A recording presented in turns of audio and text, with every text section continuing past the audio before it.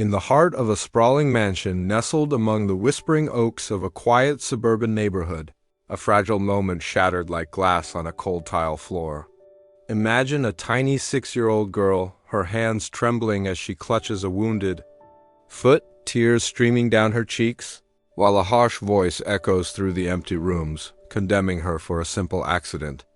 But what if that child's silent suffering was about to unravel a web of deceit, greed, and redemption?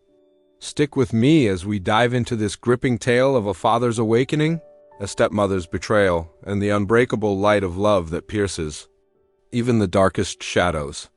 And before we jump in, drop a comment below, let me know which city you're tuning in from, whether it's the bustling streets of Toronto, the vibrant energy of New York, or somewhere in between. Your stories connect us all. Now let's unfold this emotional journey. The afternoon sun filtered weakly through the tall windows of the Oakwood estate, casting long shadows across the polished living room. Little Emily Thompson, just 6 years old, tiptoed carefully across the floor in her faded blue sundress, her wide eyes filled with a quiet yearning that no child that age should know. Emily's world had been upended early. Her mother had passed away from a sudden illness when she was barely 2, leaving behind only hazy memories of warm hugs and soft lullabies. Since then, all Emily craved was a mother's gentle touch, someone to whisper words of encouragement and make her feel seen. Her father, Alexander Thompson, a high-powered executive whose business empire spanned cities from Vancouver to Chicago, was often lost in a whirlwind of meetings and flights. 4 months ago, he'd remarried Lavra Hayes, a sharp-witted former assistant from his office, hoping she'd fill the void in their home. On their wedding day, Lavra had knelt down with a radiant smile, brushing Emily's hair and cooing, "You're my precious little angel." Emily's heart had soared. She thought she'd finally found the love she'd dreamed of. But when Alexander was away, the mask slipped. Laura's sweetness curdled into resentment. She viewed Emily as an unwelcome reminder of the past, an obstacle to her new life of luxury. That fateful afternoon, Emily decided to prove her worth. She balanced on a stool to rinse a delicate crystal glass, her small fingers slick with soap. As she carried it toward the living room, it tumbled from her grasp, exploding into shards that scattered like jagged stars. One piece sliced across her tiny foot, drawing a thin rivulet of blood. Panic surged through her as she dropped to the floor, cradling her injury, her voice a whisper choked with fear. "I'm so sorry. I didn't mean to." The sharp tap of heels announced Laura's arrival. She descended the staircase like a storm cloud, her sleek black dress hugging her frame, her face contorted in rage. "You clumsy little pest! This isn't a playground for your messes," she snarled, ignoring the blood pooling on the tile. Emily flinched, her body curling inward as tears blurred her vision. "Please, I'll clean it up, ... I promise," she begged, her words barely audible. But Lavra towered over her, finger jabbing accusingly. "Sorry? That won't fix anything. You're nothing but trouble, always whining and pretending to be the victim so your daddy pities you." Pathetic, Emily bit her lip to stifle a sob, staggering to her feet despite the stinging pain, leaving smears of red in her wake. Laura's command was ice cold. "Face the wall now. Press your nose against that curtain and think about what you've done." Emily obeyed, her face buried in the heavy fabric, her shoulders heaving with silent cries. In her mind, she replayed the accident over and over. If only I'd been more careful, maybe she'd love me. The curtain muffled her gasps, but the hurt ran deeper than the cut on her foot.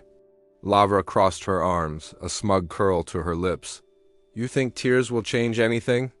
You're just a burden I'll never escape." Emily's plea broke through her sobs. "It hurts so much, ... please, Mommy." But the word only fueled Laura's disdain. Then the front door swung open with a resonant thud. Alexander Thompson stepped inside, earlier than expected from his cross-country trip. A fluffy gray stuffed bunny tucked under his arm, a last-minute airport find to ease his guilt for being gone. His voice, warm but tired, called out, "Emily? Sweetheart, Daddy's home." He entered the living room and froze. There was his daughter, tiny and trembling against the curtain. her foot marred by scratches, blood trailing across the floor. Lavra stood defiant mid-scold, her fury unmasked. The bunny slipped from Alexander's hand, rolling forgotten to the side. His world tilted. In that heartbeat, the illusions he'd clung to shattered. He rushed forward, scooping Emily into his arms, her cold hands clutching him desperately. "Lavra, enough!" His voice thundered, slicing the tension like a knife. Lavra whirled, her composure cracking before she forced a brittle smile. "When did you get back?" She was careless again. "I'm just teaching her responsibility. If you keep coddling her, she never learn." Emily buried her face in her father's shirt, whispering through tears, "It's my fault, Daddy. I broke the glass. Please don't let her hate me." Alexander's heart ached as he held her close, his gaze locking on Lavra with unyielding intensity. "Teaching? This is cruelty. She's 6, for heaven's sake. You ignored her pain, forced her to stand there bleeding. Her real mother would never—" His words hung heavy, the room falling into stunned silence. Laura's laugh was sharp and bitter. "Always her side. I'm the one stuck here dealing with her chaos while you're jetting off to boardrooms in Seattle or Boston. Discipline isn't wrong. I'm your wife." Memories flooded Alexander, his first wife's gentle passing, the empty nursery, his desperate hope that remarriage would heal them. But now he saw the truth. Rage boiled over. "Shut your mouth. You were never her mother, and you never will be," the house echoed with his command, Lavra paling. Emily finally feeling the shield of her father's protection for the first time. Alexander carried Emily to his study, gently tending her wound with a soft cloth. "Daddy's here now, no one will hurt you again," he murmured, his voice a vow. Emily clung to him, her words fracturing. "What can I do so she won't hate me? I try so hard, ... He had no easy answer, only a tightening chest as he dialed his trusted family doctor, Dr. Samuel Reed, a kind-eyed man in his 50s who'd known them for years. "Come quick, Emily's hurt." 15 minutes later, Dr. Reed arrived, bandaging the shallow cut with care. "It's minor physically, but she needs emotional healing," he advised softly. Lavra lingered in the hall, arms folded, eyes simmering. Alexander confronted her alone. "She's my everything. You've crossed a line I can't forgive," Lavra sneered. "Line? I'm fixing your spoiled brat. You're just guilty about your dead wife." Alexander's fists clenched. "Tomorrow we divorce. You leave this house and never come near her again." The next morning, divorce papers lay stark on the desk. Alexander signed without hesitation, sliding them to Lavra. She scrawled her name, then leaned toward Emily with venomous whisper, "This isn't over. You'll both regret this." The door slammed, leaving a chill. That afternoon, neighbor Margaret Ellis, a warm 58-year-old widow with silver-streaked hair, knocked with homemade muffins. I saw too much Laura yelling, making Emily kneel in the rain. I should have spoken up sooner. I'm sorry. Alexander's guilt deepened. Emily had suffered more than he'd known. Emily looked up shyly. "Auntie, was I bad? Is that why she hates me?" Margaret knelt, tears in her eyes. "No, darling, you're wonderful. The fault is hers, not yours." For the first time, Emily's lips curved in a tentative smile, but Lavra didn't vanish. In a dingy apartment on the city's edge, she plotted with shadows from her past. Victor Kane, a burly 42-year-old with a gambling habit and rough edges, and Vanessa Cole, a cunning 37-year-old expert in shady schemes. "If Emily disappears, Alexander will pay anything," Lavra hissed. Victor grinned.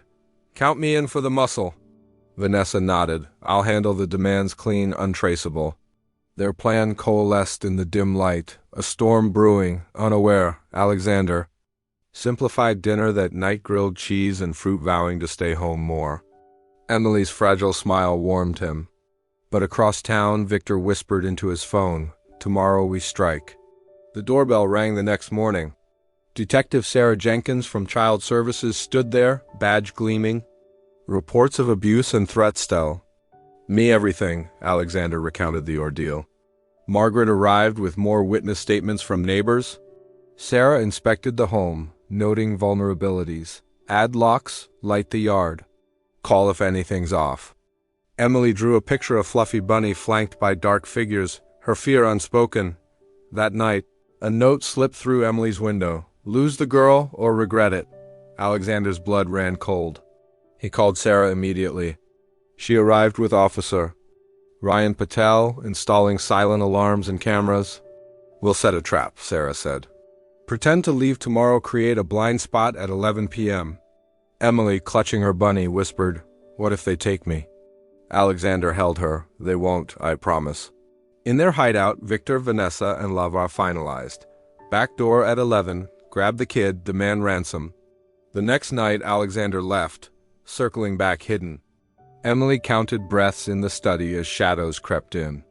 The door creaked. Victor. First, then Vanessa, Lavra last. Pay for crossing me, Lavra snarled, lights blazed. Police freeze? Sarah's team swarmed, cuffing them amid chaos. Emily trembled in her father's arms. It's over? Alexander nodded. You're safe. Days later, in a Seattle courtroom, Judge Elena Ramirez presided. Sarah presented evidence, recordings, tools, plans. Margaret testified, I saw the abused kneeling in cold screams. Alexander's words cut deep. She endangered my child for greed. Lavra spat. You'll regret this. But the gavel fell. Guilty conspiracy, endangerment. Years in prison, protective order granted. 3 years on, Alexander's life transformed. No more endless trips. He drove Emily to school in Calgary's crisp. Mornings or Boston's fall leaves, cook dinners, read bedtime stories. Therapy with Dr. Nina Patel helped. Emily wrote in her journal, Fear can't stay, light wins. Margaret became family, baking treats for their gatherings. Alexander founded a foundation for child safety with Sarah teaching classes. A parole notice arrived, stirring old wounds. At the hearing, Alexander spoke. We rebuilt, our lights stay on. Ensure no child suffers. Back home, Emily, now 9, painted The Doorway of Light. She gifted her bunny to a new girl at the center. He'll keep you safe. That night, under porch lights, Emily whispered, Our family shines, Alexander agreed. And it always will. This tale reminds us, evil faces justice, love rebuilds. If you were Emily, would you cling to hope's light? As Alexander, would you sacrifice career for family? Does Lavra deserve her fate? And do you believe love conquers pain? Share below. Where are you listening from? Cozy in Vancouver or commuting in Los Angeles? Your thoughts inspire us. Remember, no darkness lasts. Forever turn on your light. Embrace love and happiness returns. Thank you for joining this heartfelt journey.